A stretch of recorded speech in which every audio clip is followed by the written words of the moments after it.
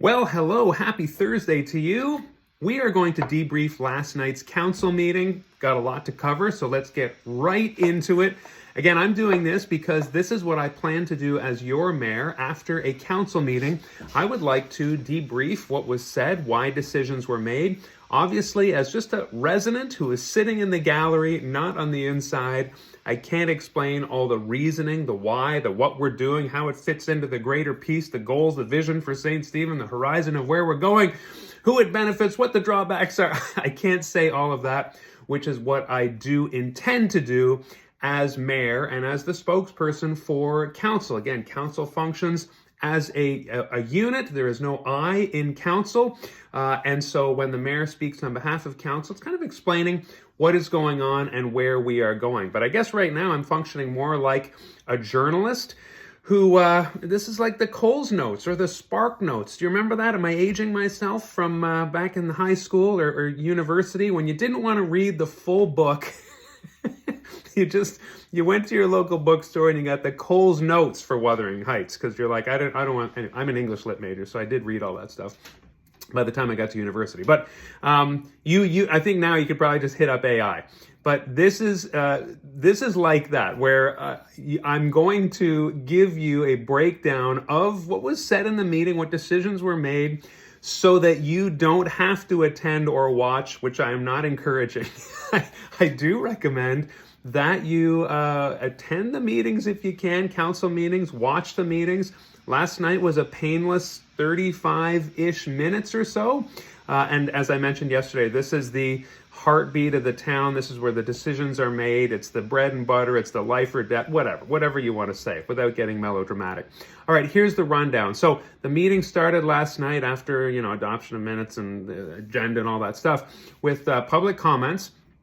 And resident Chandra from Ward 3 got up, and this is an example of why public comments that are constructive and focused on detail are really important, because in fact, all of her comments that were based on, of course, items on the agenda did get addressed at some point in the meeting. Not all, 2 out of 3, which ain't bad. And so her first item was about the code of conduct that is being reviewed. And that is on the agenda last night, a second reading, as I mentioned yesterday. And I do have the agenda right here, so for reference, as well as my moleskin of notes here and things like that. But she brought up that I shouldn't. I had everything like a house of cards arranged here so that I could see it. And now I'm hitting. This is a disaster. The show must go on. So she brought up that the second reading item for adopting the code of conduct had some ambiguity. And she mentioned something that I specifically mentioned on a video not too long ago, where I was surprised at section 11 that still said closed session, because what we're doing here essentially is revising and adapting a new code of conduct to meet the local governance commission stipulation that the Local Governance Act says that these formal complaint proceedings need to happen in public. And so she honed in on 11.2 on 11.23 that said it still says closed session or indicates closed session. Is that because of an investigator? Just because the investigator's a lawyer, which could meet something in the Local Governance Act 68.1, which says that there are certain conditions under which a council could do private session. So she just felt like that needs a little bit more fleshing out in the actual Code of Conduct bylaw, which is being passed. And a lot of amendments did happen between reading 1 and reading 2, as I mentioned yesterday. That's why these things happen. So that was her first concern, which I got to say did not quite get addressed later in the meeting. It just kind of second reading happened. And I suppose it would be up to residents like yourself to speak to their counselor, as perhaps she might, to ask for certain adoptions or explanations of the current bylaw and changing certain sections of it, for example, like that, before third reading, before adoption. Now, the next thing she asked was about the, and I mentioned the full agenda yesterday, but this was the Quad NB asking council for a letter of support for use of King Street to the border crossing on Milltown Boulevard as a way of connecting the Quad network and giving Quad riders access to hotels and restaurants and amenities on the main strip. And so that's going to come up in my discussion here, and it came up later in the meeting for adoption. And she just asked, well, last time this was discussed in the meeting, there were questions around what did the RCMP think, and what did the Chamber and the BIA have to say? And she noticed that wasn't particularly on the agenda or released in any form. And she's wondering if those conversations were had before the letter of support was voted on tonight. And again, it's interesting what happened later in the meeting. Perhaps as a direct result of her comment, but maybe the council already planned to discuss this publicly, although it did seem kind of a fortuitous last-minute moment that an RCMP officer happened to be in the gallery and was impromptu invited up to the mic, which is interesting in terms of like a break of procedural decorum. I guess that can happen in a small town. There is a procedure for it, but it has to be adopted, a motion, voted on the whole council, and it was done very casually, like just come onto the mic. But that's later in the meeting, and I'll tell you what that officer said around Quad NB, asking the province for King Street and Milltown to be essentially a sanctioned route on their trail map. And then the third thing she asked for was the homecoming resolution here, and these are all in the agenda as named. And she just said, we're handing this off to a more community-led event as opposed to the staff having to handle it, and it's a lot of stress and drain on staff resources. And she just wondered about the more structural language. It doesn't seem to be entirely clear how this will take shape, kind of the what is there, here's what we want you to do, but not how we're doing it. And so she just wondered about more around that. So that was what kind of the public comments entailed. Chandra Best was the only one to speak. And then it moved into the voting. Like I said, the Code of Conduct, that happened right away with very little comment. It was second reading was adopted as amended. When it says that in the agenda, there was amendments. And in that big, thick package yesterday, the digital one, I actually provided the link in yesterday's video, you can see highlighted sections where changes were made in version 2 of the Code of Conduct as opposed to version 1 as a result of direct feedback and amendments from council and residents. Now, the second agenda was that Homecoming Fest, adopting that as more of a community-led event rather than staff, as I mentioned.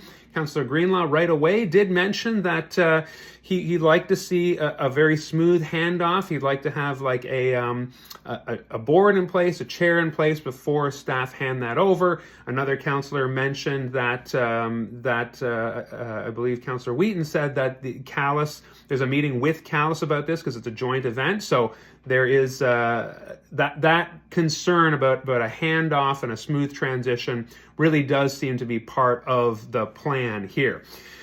And then the mayor just remarked that, and Councillor Wright, that this kind of event, when it's more community-led, like the Fall Fair, as I mentioned in yesterday's video, maybe they're watching my videos, the Fall Fair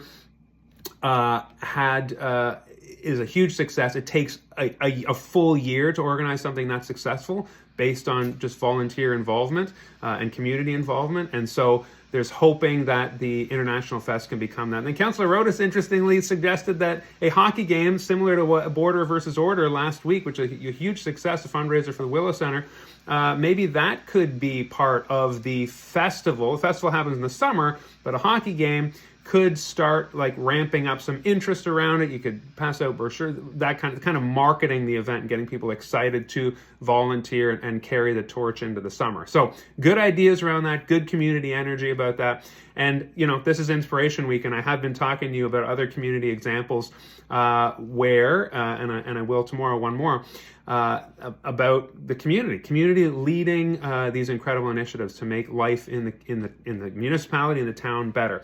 The CAO did say, though, when pressed, that we're not going to let this event fall off. So if volunteerism is not there at a threshold, then the staff will pick up. But of course, that is quite a drain on the staff, on our resources. It becomes then taxpayer funded in a way because of the hours spent. And so ideally, we want to see this become more community-led and volunteer-led, but it is not going to be allowed to simply drop. Then the Quad NB resolution came up. The municipality saying, yes, we support the letter of that is going to be sent to the province asking for that trail to be designated. Now, this is like the Minister of Natural Resources. Quad trails are a very managed asset in New Brunswick. There's regulation, there's licensing, there's maintenance. It is quite an undertaking. It's not haphazard at all, which is why the province needs to be asked, the minister needs to be asked through this organization, and New Brunswick and St. Stephen is encouraged to be a part of that. Now, again, this is where Chandra Beth's comments were important. As with the homecoming, she was wondering what's the structure, and council did reflect that. What's the structure? What's the transition? And everyone expressed a need to do it well. Similarly here, as I said, there was an RCMP officer who was invited to, he did volunteer. He said, I can speak to this if you'd like. He came to the lectern. And he said some interesting things about concerns around quads on King Street in Milltown, how this will affect life in the town. Now, of course, I say we because I'm a supporter of it,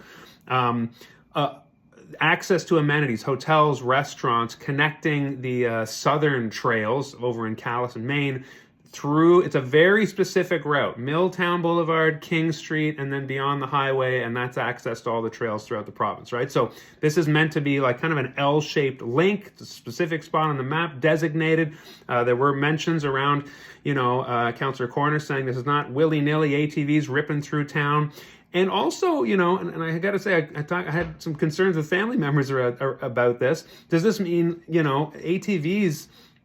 There have been problems about noise and people popping wheelies up and down. That is not the Quad NB. I'm a motorcyclist. This would be like people on dirt bikes driving very irresponsibly throughout town is different than a motorcyclist who is licensed, follows the laws, really believes in safety, all that kind of thing. So this is not like a few bad apples are going to come in. The quad community and the ATV community is regulated, licensed, and so there is thought around this is a really great economic benefit to the town, especially when the hotel comes. But the RCMP said something interesting. They have no opinion in the sense of, yay or nay.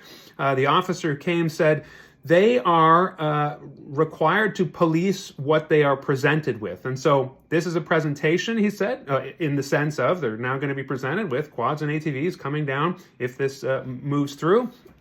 And the RCMP have secured ATVs because if they need to police more quads and ATVs and side-by-sides and things like that, then they need the proper equipment to do that. So they are prepared, he said, to do this. And really it wasn't about support or denial or rejection or disapproval. It was about this is something we need to police now. But even the RCMP seemed generally in favor. Councillor Harding said something interesting. She noted that, I think she said a few residents, at one time maybe she said 3 or 4 or 5, called her, and really interesting. She said, these residents don't know what to expect, but they're not in favor. And therefore, I will be voting against this if it comes to a resolution. And I just thought that was an interesting approach. A few residents said they don't know what to expect, but they're not in favor. And therefore, I will be voting against. That is something that, again, as a mayor and as a team, I would encourage more exploration and not voting against something that you do not understand. But again, I'm just a resident speaking as what I observed. I just think that's a very interesting approach. I think curiosity says, let's see where this is going. Let's get proper regulation. The RCMP just spoke that they are prepared for it. And I think when we say, I don't know what to expect, but I'm not in favor, that's a little bit contradictory, especially when there's so much benefit to the community. Councillor Wright mentioned there's over 30 communities in New Brunswick with this kind of designation. St. George has had this for a while, and they're adding more streets that are allowed. So it is a very kind of careful, slow rollout, piecemeal approach that I think is really beneficial for something that will bring change to the community, but can have so many benefits, like I said. Then after that, the age-friendly community resolution was passed, and so there will be moving towards the next steps, as I mentioned yesterday and outlined, for St. Stephen becoming an age-friendly community. And then the council grants program was approved. That's $37,000 where funds are made available to local communities. Now, I got to say, this is one of those examples of when you attend council and learn what's going on, look at the agenda, or listen to somebody like me debriefing. I did not know about this program, so any resident can apply. It's right on the municipality website about this council grants program. There's a policy. You can apply. There's regulations, there's time limits and things like that. But as long as you have a project that relates to tourism and economic development, community growth, the arts, culture and heritage, or economic awareness and environmental awareness and sustainability, then you can apply and perhaps get funding for your program. So that's something to know as a resident. It's not something that I didn't know enough about. But when you're plugged into what's going on, this is the kind of stuff you learn. All right, this video is longer than I intend, but I did want to cover, and even then, it was quite reductionistic, I'm sure, about kind of what happened last night.